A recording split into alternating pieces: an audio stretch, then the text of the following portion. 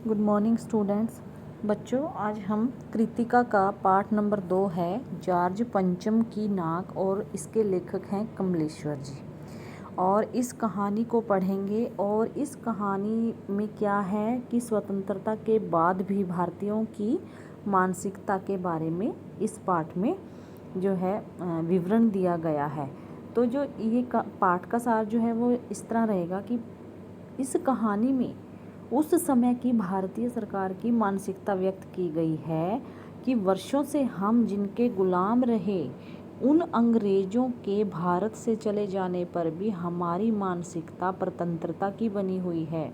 और ब्रिटेन की ठसक जो है इतनी है कि वहाँ की रानी एलिजाबेथ के भारत आने पर अपने काम काज छोड़कर उसके आगमन की तैयारी और स्वागत में संपूर्ण जो है सरकारी तंत्र लग जाता है। और जॉर्ज पंचम की टूटी नाक लगाने के लिए अपनी नाक काटने को तत्पर दिखाई देता है। भारतीय सरकार की मानसिकता को यहाँ पर व्यक्त किया गया है। ये जो कहानी है ये एक व्यंग्य प्रधान कहानी है कि इसमें कटाक्ष किया गया है भारतीय सरकार की मानसिकता पर। तो रानी एलिजाबेथ के आगमन पर हड़कंप मच गई थी जब उनका भारत आज़ादी के बाद जब उनका भारत आगमन हुआ। इंग्लैंड की रानी जो थी एलिजाबेथ द्वितीय अपने पति के साथ भारत आने वाली थी, और उनके आगमन की चर्चा जो है रोज़ अखबारों में, लंदन के अखबारों में हो रही थी, तैयारियां चल रही थी। रानी हिंदुस्तान, पाकिस्तान और नेपाल के दौरे पर कौन कौन सा सूट पहनेगी, इस सब को लेकर उनका दर्जी परेशान था। और उसके आने से पहले रानी के सेक्रेटरी आदि सुरक्षा की दृष्टि से दौरा कर लेना चाहते थे। फोटोग्राफरों की भी एक फ़ौज तैयार की गई उनकी सुरक्षा को लेकर। जो है रक्षा कवच जो है एक वो अलग से की गई, लेकिन एक फ़ोटोग्राफ़र जो है एक उनकी भी एक फ़ौज तैयार की गई। देखो उनके जो रक्षक थे वो तो है ही हैं। इंग्लैंड के अखबारों में जो भी खबरें छपती थी, वे सब खबरें जो थी, जो जितनी भी न्यूज़ छपती थी वो पहले ब्रिटेन में छपती थी और अगले ही दिन हिंदुस्तानी अखबारों में चिपकी हुई नज़र आती थी कि रानी ने हल्के रंग का एक सुंदर सूट बनवाया है जिसका रेशमी कपड़ा हिंदुस्तान से मंगवाया गया है, और उस पर खर्चा कितना आया है, 400 पाउंड का आया है। तो फिर तो रानी के नौकर, बावर्ची, ये सब जो है अंगरक्षक, उनकी पूरी जीवनियाँ जो हैं अखबारों में छपने लगी। यहाँ तक कि शाही महल के जो कुत्ते थे उनकी भी तस्वीरें अखबारों में छप गई। तो इस तरह जो शंख अगर इंग्लैंड में बज रहा था तो उसकी गूंज जो है हिंदुस्तान में सुनाई दे रही थी। और राजधानी दिल्ली में शोर शराबा यानी तहलका मचा हुआ था, और देखते ही देखते दिल्ली की काया पलट होने लगी। तो इंडिया गेट के सामने क्या है कि जॉर्ज पंचम की एक वहाँ पर स्टेचू है, उसको लॉर्ड बोलेंगे। उसकी लॉर्ड की नाक यकायक गायब हो जाती है, अचानक से गायब हो जाती है। जो स्टेचू है जॉर्ज पंचम का इंडिया गेट के सामने हथियार बंद वहाँ पर पहरेदार गश्त लगा रहे होते हैं, लेकिन लॉर्ड की यानी स्टेचू की नाक चली गई। और हिंदुस्तान के जिन लोगों की नाक मूर्तियों से गायब हो गई थी वे तो अजायब घरों में पहुंचा दी गई थी, यानी उनकी तरफ कोई ध्यान नहीं था।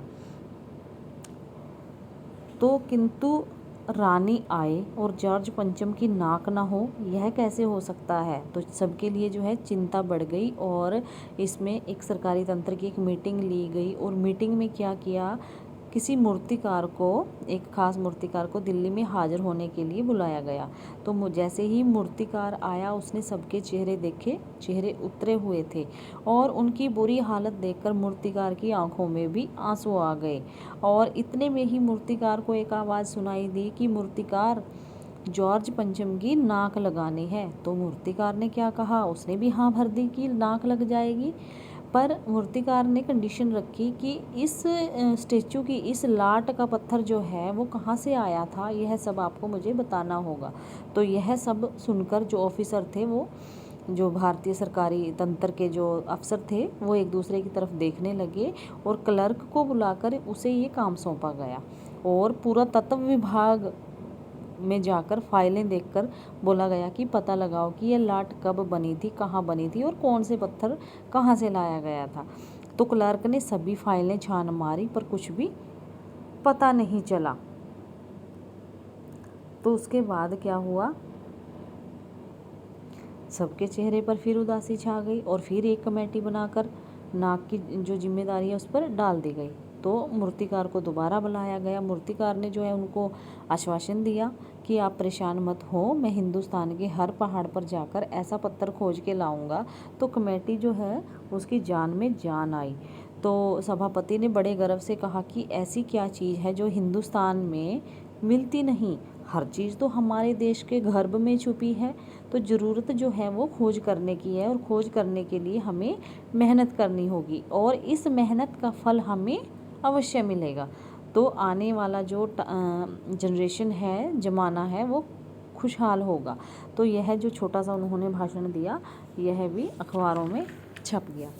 तो उसके बाद मूर्तिकार जो है पत्थर की खोज में निकल पड़ा और कुछ दिन बाद फिर क्या हुआ, हताश होकर लौटा क्योंकि पत्थर नहीं मिला। और उसने सिर लटकाकर खबर दी कि हिंदुस्तान का मैंने चप्पा चप्पा खोज डाला है, परंतु यह किस किस्म का पत्थर है यह तो यहाँ मिला नहीं, यह पत्थर भी विदेशी है। सभापति जो है वो क्रोध में आ गए और बोले कि जो है मूर्तिकार को बोले कि आपकी अकल पर लानत है, विदेशों की सारी चीज़ें हम अपना चुके हैं। देखिए, विदेशों की सारी चीज़ें हम अपना चुके हैं, दिल से, दिमाग से, तौर तरीके और रहन सहन। और जब हिंदुस्तान में बाल डांस होता है, मिल जाता है, तो पत्थर क्यों नहीं मिल जाता। तो सभापति ने मूर्तिकार को फटकार लगाई और सलाह दी कि यह खबर जो है अखबारों में ना पहुँचे। मूर्तिकार ने दोबारा उनको फिर सलाह दी तो सभापति की आंखों में फिर चमक आई और चपरासी से सभी दरवाजे बंद कर दिए गए कि अंदर की जो खबर है वो बाहर ना जाए। तो मूर्तिकार ने सलाह दी कि देश में अपने नेताओं की भी तो मूर्तियां हैं, अगर इजाज़त हो और आप लोग ठीक समझो तो कि जिसकी नाक इस लाट पर ठीक बैठे उसे उतार कर लाया जाए। तो यह सुनकर जो है सबके चेहरे पर, मीटिंग में जितने भी सभा सदस्य थे उनके चेहरे पर खुशी छा गई। तो मूर्तिकार जो है देश के दौरे पर निकल पड़ा और एक के बाद एक दूसरे प्रदेश में गया, एक मूर्ति के बाद दूसरी मूर्ति जो है टटोलने लगा, नापने लगा। दिल्ली से मुंबई गया, वहाँ पर उन्होंने दादा भाई नौरोजी, गोखले, तिलक, शिवाजी, जिनकी इतनी सारी मूर्तियाँ लगी हुई हैं वो सब उन्होंने छानबीन की, लेकिन जो है उनकी उस मूर्ति पर, जॉर्ज पंचम की मूर्ति पर वो नाक ठीक नहीं बैठती थी। तो उसके बाद वो गुजरात गए और वहाँ पर उन्होंने गांधी जी की, पटेल की, महादेव देसाई की मूर्तियों को परखा और इस प्रकार बंगाल की ओर गए। फिर वहाँ पर उन्होंने रविंद्रनाथ टैगोर, सुभाष चंद्र बोस, राजा राम मोहन राय सबकी नाकों की नाप ली। फिर वह बिहार होते हुए उत्तर प्रदेश आया और वहाँ पर उन्होंने आज़ाद, बिस्मिल, नेहरू आदि की लाटों के पास गया, यानी कि स्टैचू के पास गया और उनकी नाक को मापा, लेकिन किसी का भी फिट नहीं बैठी। तो उसके बाद फिर वो घबराहट में मद्रास पहुंचा और मैसूर गया, केरल का दौरा करता हुआ फिर वो पंजाब आया। तो लाला लाजपत राय और भगत सिंह लाटों का सामना भी किया, यानी उनके स्टैचू जो लगे वो उनका भी सामना किया, सबकी नाक की माप लिया। लेकिन जॉर्ज पंचम की इस नाक से सबकी नाकें जो हैं बड़ी थी, यानी जॉर्ज पंचम की नाक छोटी थी। तो मूर्तिकार से यह बयान सुनकर सारे हुकाम, यानी सारे अफसर थे, वो झुंझलाने लगे। मूर्तिकार ने आगे बताया कि मैंने सुना है कि बिहार सेक्रेटेरिएट के सामने सन 42 में शहीद हुए बच्चों की मूर्तियां भी स्थापित हैं, तो क्यों ना फिर उन बच्चों की नाक शायद इनके ऊपर फिट बैठ जाए। यह सोचकर वहाँ भी पहुंचा और बच्चों की नाकें भी इससे कहीं बड़ी बैठती थी। तो मूर्तिकार ने एक और सलाह दी कि राजधानी में तैयारियां चल रही थी, तो क्या हुआ, जॉर्ज पंचम की लाट को मलकर, नहलाकर, रोगन करके तैयार कर दिया गया। सिर्फ नाक ना होने के कारण बड़े बड़े जो ऑफिसर थे उनमें खलबली मची हुई थी और जो राजनेता थे उनमें भी खलबली मची हुई थी। तो इधर मूर्तिकार ने फिर शर्त दोहराई, कमरे के दरवाजे फिर से बंद किए गए, फिर कमेटी जो है बिठाई गई।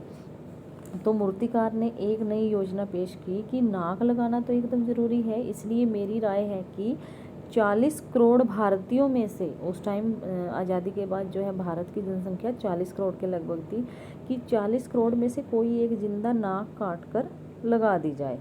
तो मूर्तिकार की इस नई सलाह को सुनकर जो है सन्नाटा छा गया और सबको परेशान देखकर मूर्तिकार ने कहा, आप लोग घबराते क्यों हो, यह जो काम है मेरे पास मेरे ऊपर छोड़ दीजिए, नाक चुनना मेरा काम है, आपकी सिर्फ इजाज़त चाहिए। तो ऐसे ही कानाफूसी हुई। तो उसके बाद कानाफूसी के बाद मूर्तिकार को इजाज़त दे दी गई और अखबार में सिर्फ इतना छपा कि नाक का मसला हल हो गया है और राजपथ पर इंडिया गेट के पास वाली जॉर्ज पंचम की लाट के नाक लग रही है, यानी कि स्टेचू को नाक लग रही है। सिर्फ इतनी खबर छपी अखबारों में। तो उसके बाद क्या हुआ, मूर्ति के आसपास का जो तालाब था वो सुखाया गया और उसमें साफ़ ताज़ा पानी डाला गया, जिससे जिंदा लगाई जाने वाली नाक सूख ना जाए। तो रानी के आने का दिन भी नज़दीक आ गया। मूर्ति जो है, मूर्तिकार खुद बताए हल से परेशान तो था, लेकिन उसने फिर भी जिंदा नाक लाने के लिए कमेटी से कुछ और मदद मांगी। तो मदद मांगी उसने। मदद यह कहते हुए दे दी गई कि उस दिन हर हालत में नाक जो है जॉर्ज पंचम के स्टेचू को लग जानी चाहिए, यानी ऐसी नाक जो कतई पत्थर की नहीं लगती। तो जिस दिन जॉर्ज पंचम की नाक लगाई गई, तो जिंदा नाक लगाई गई, तो उस दिन देश में किसी उद्घाटन की खबर नहीं थी, किसी ने कोई फीता नहीं काटा था, कोई सार्वजनिक सभा भी नहीं हुई थी, कहीं किसी का कोई अभिनंदन यानी स्वागत नहीं हुआ था, कोई मान पत्र भेंट करने की नौबत नहीं आई थी, किसी हवाई अड्डे या स्टेशन पर कोई भी स्वागत समारोह नहीं था, किसी का ताज़ा चित्र भी नहीं छपा था, क्योंकि सब अखबार खाली थे। पता नहीं ऐसा क्यों हुआ था। नाक तो सिर्फ एक चाहिए थी और वह भी बुद्ध के लिए।